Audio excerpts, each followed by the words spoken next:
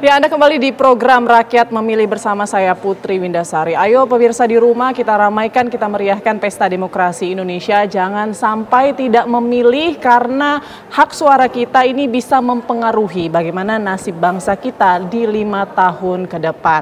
Dan saya tidak sendiri pemirsa untuk memeriahkan Pesta Demokrasi Indonesia. Di studio saya ini masih tetap bersama dengan Mas Ilham Saputra, mantan Ketua KPU RI di tahun 2021. Dan juga kehadiran tamu baru kita ini ada Profesor Siti Zuro atau yang akrab dipanggil Mbak Wiwi sebagai peneliti utama politik BRIN. Selamat pagi Mbak Wiwi. Selamat pagi Udah Mbak nyoblos Putri. Mbak? Udah nyoblos?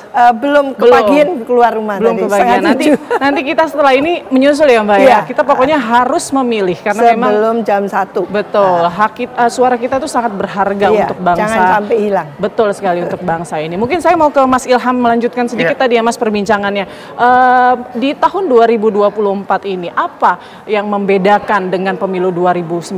Mungkin tantangannya, apalagi saat ini pagi ini sudah jelas ya tantangan utama kita cuaca buruk misalnya gitu. Selain itu apa hal-hal yang perlu diperhatikan atau yang sudah Mas Ilham lihat saat ini? Pertama secara teknis, secara sistem tidak ada yang berubah karena undang-undang yang digunakan masih Undang-Undang 7 tahun 2017. Kedua, tantangannya adalah ini terkait dengan teknis penyelenggaraan. Kenapa saya bilang seperti itu?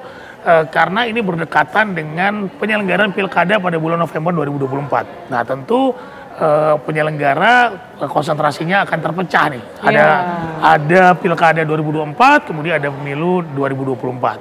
Nah, kemudian juga terkait dengan ini saya agak susah menyatakannya karena ini lembaga yang membesarkan saya.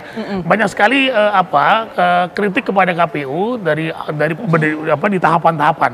Yang pertama tahapan verifikasi partai politik. Itu kan juga ada persoalan yang besar yang kemudian sampai ke publik tahu bagaimana kemudian kerja KPU kemarin. Kemudian soal ketua KPU yang kemarin juga ada beberapa masalah. Dan juga tentu yang paling penting adalah soal data yang sempat dibajak lah ya, dihack dan sebagainya. Nah, tapi menurut saya gini, KPU harus dengan segala tantangannya karena setiap periode KPU, setiap pemilu itu berbeda tantangannya. Ya, jadi saya cukup mafhum lah dengan berbeda tantangan ini. Tetapi saya kemudian ingin menjelaskan bahwa masih ada tahapan rekapitulasi yang memakan waktu 35 hari ini. Nah, tolong tunjukkan sebagai penyelenggara pemilu, baik itu KPU maupun Bawaslu, bekerja dengan profesional. Bagi KPU, tolong jangan ada keraguan, jangan ada persoalan-persoalan lagi di tahap rekapitulasi ini. Karena ini tahap yang sangat krusial, ya, tahap yang sangat krusial dan penting agar kemudian suara masyarakat tidak dikhianati. Ya, nah tolong paling tidak mereka bisa menghimbau kepada jajarannya untuk tidak melakukan tindakan-tindakan yang memanipulasi, kemudian tidak profesional dan sebagainya. Bawaslu juga demikian agar kemudian menindak tegas kepada siapapun orang yang melakukan pelanggaran pemilu.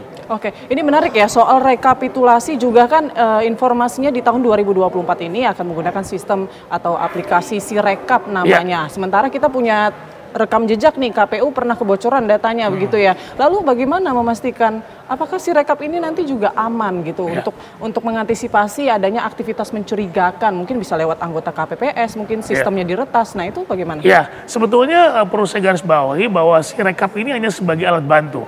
Jadi disclaimer KPU, jadi di masa saya itu menggunakan situng, kemudian sekarang mereka melanjutkan Sirekap yang kami gunakan ketika Pilkada 2020. Nah, itu yang Pilkada 2020 ternyata kan error ya? Oh enggak. Ada yang hang informasinya? Iya, Pilkada 2020 tidak error, cuman karena ada persoalan sinyal di beberapa tempat di daerah. Seperti di Indonesia Timur itu kan sinyalnya masih sulit gitu ya, sehingga kita tidak wajibkan. Tetapi karena Pilkada itu kemudian terkanalisasi di daerah-daerah gitu kan, yang melaksanakan juga KPU provinsi, KPU RI cuma hanya membuat kebijakan-kebijakan, jadi yang tidak menggunakan tidak masalah. Nah, sekarang saya tidak tahu bagaimana kemudian KPU RI menggunakan Sirekap ini untuk Pilpres dan juga legislatif.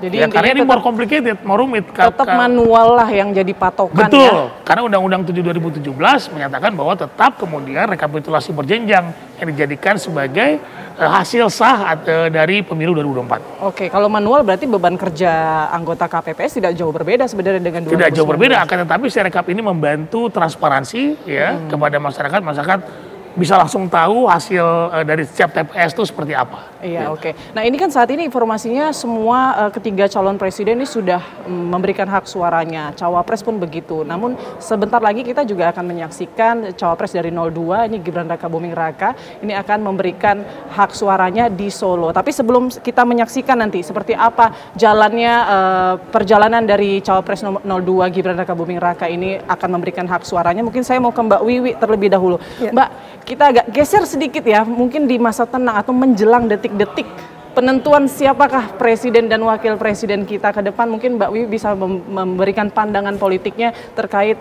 apakah ada dinamika elektoral di masa tenang, apakah tensi politik ikutan tenang atau justru tensi politik justru semakin meningkat jelang pengumuman presiden dan wakil presiden?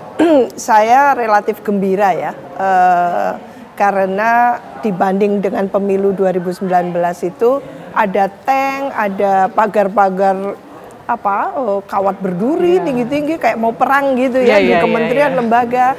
Kali ini kita tidak lihat. Saya tadi muter tidak ada. Di RRI dulu ada 2 tank dan sebagainya, pagar-pagar berduri itu menjulang tinggi gitu. Jadi suasana ini pemilu itu ada terasakan sekarang. Damai kita, ya. Jadi kita jangan menutup mata kalau yang bagus nggak mau dikatakan gitu ya. Saya harus mengatakan itu. Dan kegembiraan saya yang kedua adalah tidak ada isu penonjolan tentang politisasi intoleransi atau agama. Luar biasa. Ini capaian masyarakat Indonesia, bangsa Indonesia yang luar biasa. Jadi kita dalam hal itu dewasa. Nah, meskipun gitu ya, memang ini kompetisi kontestasi yang tidak mudah. Ini 3 pemilu jadi 1 tahun gitu ya. Ada pemilu presiden, pemilu legislatif yang hari ini diserentakkan, tapi pemilu legislatifnya tenggelam. Lagi-lagi tenggelam, untuk kedua kali serentak tenggelam gitu. Fokusnya memang masih ke capres, Pilpres, ya? Iya, ke pilpresnya. Mestinya harusnya balance gitu ya. Lah ini ya juga bagaimana partai-partai itu sendiri tidak mengatakan itu. Dan juga KPU mestinya, Mas. Jadi mensosialisasikan bahwa ini pemilu legislatif dan pemilu presiden. Sehingga tensi untuk berkompetisi yang hanya ke paslon saja itu dialihkan ke caleg-caleg. Itu penting loh. Karena ini eksekutif kalau pilpres. Lah legislatif itu melalui pilek kan gitu lah. Ini mestinya harusnya balance. Iya, gitu. kalau kita ngelihat juga di 2019 ya Mas Ilham, itu justru banyak hak suara yang tidak sah ya pada saat pemilihan legislatif. Nah, saya mau perdalam nanti soal itu karena Anda pernah menjadi bagian dari KPU saat itu. Tapi kita nanti kita tanyakan. Nanti kita tanyakan ke Mas Ilham. Tapi kita harus jeda dulu. Rakyat Memilih masih akan kembali sesaat lagi.